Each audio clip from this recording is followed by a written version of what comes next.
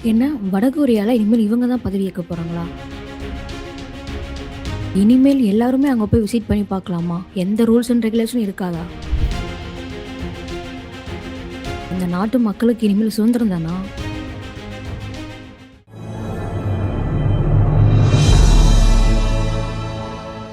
தமிழ் மீடிய நேயர்களுக்கு அன்பு வணக்கம். இப்போ நம்ம எத பத்தி பேச போறோம் பார்த்தீங்க அப்டின்னா, பேசும் பொருளா இருக்கக்கூடிய நார்த் கொரியாவ பத்தி தான் பேச போறோம். ஆமா.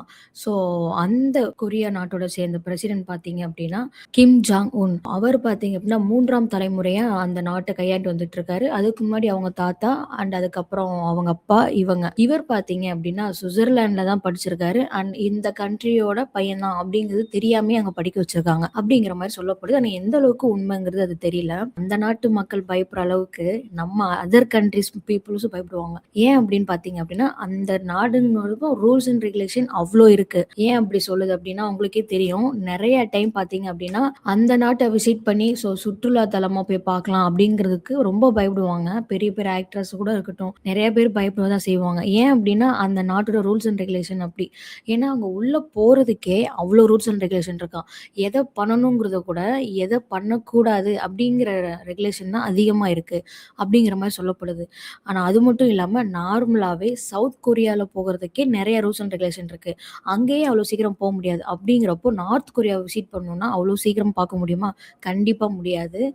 அங்க போணும் அப்படின்னா, நீங்க சைனால போயிட்டு, அங்க இறங்கி, அங்க போயிட்டு நெறையா ஃபார்மாலிட்டீஸ்லாம் இருக்காம். அங்க போயிட்டு நம்ம எல்லா ஃபார்மாலிட்டீஸும் ஓகே பண்ணிட்டு, அதுக்கெல்லாம் நம்ம அக்ரி பண்ணிட்டு, அதுக்கப்புறம் அவங்க ஒரு செஷன், ஒன் டே செஷன் மாரி வைப்பாங்களாம். பார்த்துக்கோங்க, ஒன் டே செஷன் மாரி வைப்பாங்களாம். அந்த ஒன் டே செஷன்ல என்னென்ன பண்ணக்கூடாது அப்படிங்கிறத அந்த சைனாவோட மிலிட்டரி ஆஃபீஸ் எல்லாமே அங்க இன்ஃபார்ம் பண்ணுவாங்கன்ற மாரி சொல்லப்படுது. அதுக்கப்புறம் சைனால இருந்து தான் உங்க ஃப்ளைட்ல அங்க நார்த் கொரியாவுக்கு கூட்டு போற மாரி சொல்லப்படுது. அதுக்கப்புறம் தான் நார்த் கொரியா போயிட்டு, அங்க போயிட்டு விசிட் பண்றோம். அங்க போனோனே முதல் வணக்கமா அந்த நாட்டோட முன்னாள் பிரசிடென்ட் இருக்காங்க இல்லையா? அவங்க இப்போ கிம் ஜாங்கோட கிராண்ட் ஃபாதர் இருக்காங்க இல்லையா? அவங்கள போய் வணக்கம் வச்சுட்டு தான் ஒரு சில இடம் தான் அவங்களுக்குன்னு இருக்குமா. அங்க போய் தான் விசிட் பண்ணி பார்க்கணுமா. அங்க இருக்கிற கண்ட்ரில இருக்கிற பீப்பிள் கூட பேசவே கூடாதாம்.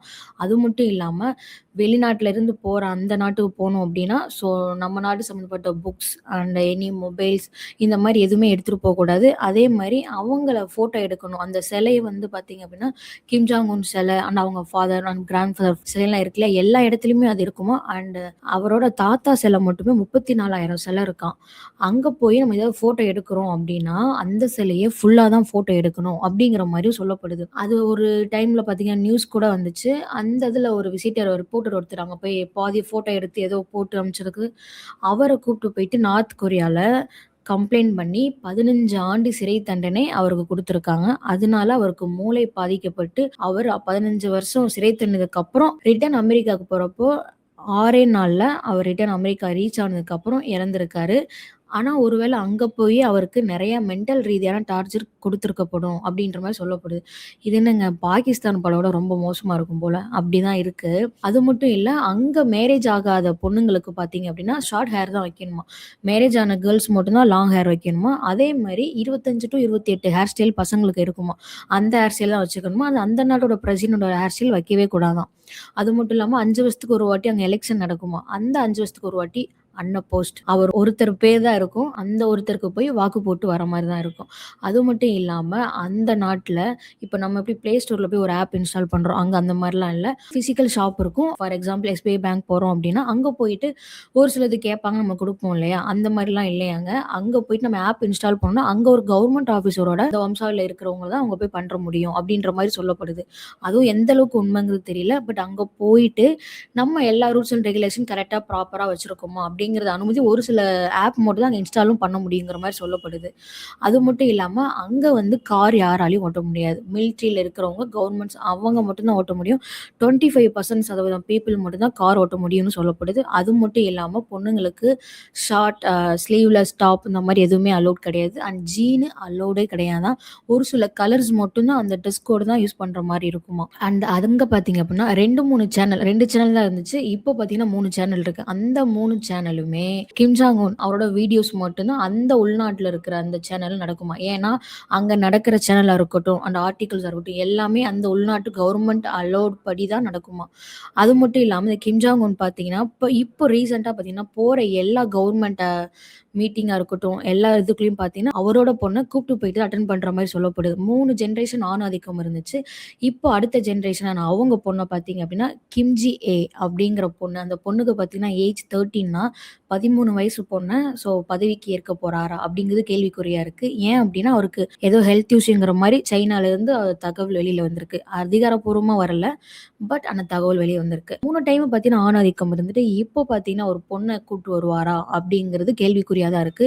மேபி கிம் ஜாங் உன் வந்து ஆட்சிக்கு வராங்க அப்படிங்கிறப்போ, அந்த டைம்ல அந்த பீப்பிள்ஸ் வந்து மேபி இவர் அந்த ரூல்ஸ் அண்ட் ரெகுலேஷன்லாம் பிரேக் பண்ணி நமக்கு ஒரு ஃப்ரீடம் குடுப்பாரோ! இண்டிபெண்டன்ட்டா இனிமேல் நம்மளால இருக்க முடியுமோ! அப்படின்ற மக்கள் எதிர்பார்க்கப்பட்ட டைம்ல, இவரு அவங்க அப்பாக்கு மேல பண்ணாராம். ஸோ 25% மட்டும் ராணுவத்துக்கு மட்டுமே செலவு பண்ணி, பொருளாதார வீழ்ச்சி தான் மக்கள் அதிகமா சந்திச்சுட்டு இருக்காங்க, அந்த நாட்டோட மக்கள். ஸோ பொருளாதாரத்தில ரொம்பவே வீழ்ச்சியா தான் இருக்கு. அது மட்டும் இல்லாம, அயல் நாட்டோட பண்டமாற்று முறையில அவங்க பங்கேற்க மாட்டாங்களாம். சைனா கூட மட்டும் தான் அவங்க பங்கேற்பாங்கன்ற மாரியும் சொல்லப்படுது. அண்ட் இவங்களோட ஒன் ஆஃப் த எதிரின்னு பார்த்தீங்கன்னா, அது அமெரிக்கா தான். ஸோ அத தொடர்ந்து இப்ப கிம் ஜாங் உனோட பொண்ணு 13 வயசு பொண்ண எல்லா இடத்துக்கும் கூட்டு போறாரு அப்படிங்கிறப்போ, அந்த கிம் ஜாங் உனோட சிஸ்டர் பார்த்தீங்க அப்படின்னா, இந்த கவர்மெண்ட்ஸ பத்தி ரூல்ஸ் அண்ட் ரெகுலேஷன் எல்லாமே கைட் பண்றது அவரோட சிஸ்டர் தான் அவங்க பொண்ணுக்கு கைட் பண்றாங்க. அப்படிங்கிற மாரி சொல்லுது. 13 வயசுல தான் பொண்ண இத்தன இடத்துக்கு கவர்மெண்ட் எவ்வளோ பெரிய சைனா கூட்டு போயிருக்காங்க. எல்லா இடத்துக்கும் கூட்டு போறாருன்னா, ஸோ இதுல அரசியல் இல்லாமயா இருக்கும்? ஸோ ஆப்வியஸ்லி இவருக்கு அடுத்து அவங்க பொண்ண தான் பதவி ஏற்க போறாங்க. அப்படிங்கிற மாரி முன்னாடி இருந்தே சொல்லப்பட்டுச்சு. இப்போ பார்த்தீங்கன்னா, எல்லாமே ஒரு ஆல்மோஸ்ட் ஒரு 90% அது உறுதிப்படுத்த மாரி இருக்கு. ஏன்னா, இப்போ ரீசென்ட்டா எல்லா மீடியாஸ்லயும் அந்த கிம் ஜாங்கோட பொண்ண பார்க்குற மாரி இருக்கு. ஆனா அவங்களும் பார்க்க சாஃப்ட்டா தான் இருக்காங்க. மேபி அவங்க வந்ததுக்கப்புறம் அந்த நார்த் கொரியாக்கு இண்டிபெண்டன்ட் அண்ட் ஃப்ரீடம் கிடைக்குமா? அப்படிங்கிறத பார்ப்போம். அது மட்டும் இல்லாம அங்க பெண்களுக்கு பாலியல் தொல்லை இந்த மாரிலாம் நடக்குது. பெண்களுக்கு எந்த ஒரு உரிமைகளும் கிடையாது. நம்ம நாட்ல மாரி கிடையாது அங்க எதுவுமே. நம்ம நாட்ல தான் இப்போ சொத்துரிமையிலருந்து எல்லா உரிமையும் பெண்களுக்கு ஈக்குவல் ஆயிடுச்சு இல்லையா? மேபி அந்த மாரி நம்ம நாட்ல இருந்தா யோசிச்சு பாருங்க. நம்மலாம் ஒரு நிமிஷம் இருப்போமா? கண்டிப்பா இருக்க முடியாது. எப்படி தான் அங்க இருக்காங்கன்னு தெரியல. அந்த நாட்டிலருந்து ஒரு பொண்ணு 13 வயசுல தப்பிச்சு வந்த பொண்ணு கூட இப்போ ரீசென்ட்டா பார்த்தீங்கன்னா, நெறையா யூடியூப் சேனல்ஸ்ல விளாக்ஸ் குடுத்துட்டு இருக்காங்க. நெறைய பேட்டி குடுத்துருக்காங்க. அண்ட் அதுவுமே உண்மையா? இல்ல அப்படிங்கிற மாரி சொல்லப்படுது. அவங்க வேற ஒரு நாட்ட சேர்ந்தவங்க. அங்க வந்துதான்ற மாரி பொய் சொல்றாங்கன்ற மாரி சொல்லப்படுது. ஆனா அப்படிலாம் இல்ல. அவங்க அங்க வந்த மாரி தான் இருக்கு. அந்த நாட்ல என்ன நடக்குதுங்கிறது நம்ம நாட்டுக்கு தெரியாது. ஒரு சிலது வேணா நமக்கு வேணா தெரிய வரும். ஏன்னா சைனா பார்த்தீங்க அப்படின்னா, சைனாக்கு சம்டைம் அந்த கிம் ஜாங் உன் வந்து டிராவல் பண்றப்போ அத ஃபோட்டோஸ் எடுத்து போடுவாங்க. ஸோ நம்ம கூட ஒரு சில இன்ஃபர்மேஷன் வரும். ஆனா நம்ம நாட்ல என்ன நடக்குது? வெளியில என்ன நடக்குது? அப்படிங்கிறது அந்த நாட்ல இருக்கிற மக்களுக்கு ஒண்ணுமே தெரியாது. ஸோ இது போன்ற தொடர்ந்து நடந்துச்சுன்னா, அங்க வந்து மக்களும் சரி, அங்க இருக்கிற எல்லாருக்குமே வாழ்வாதாரம், பொருளாதார வீழ்ச்சி என்ன ஆகப்போதுங்கிறது தெரியல.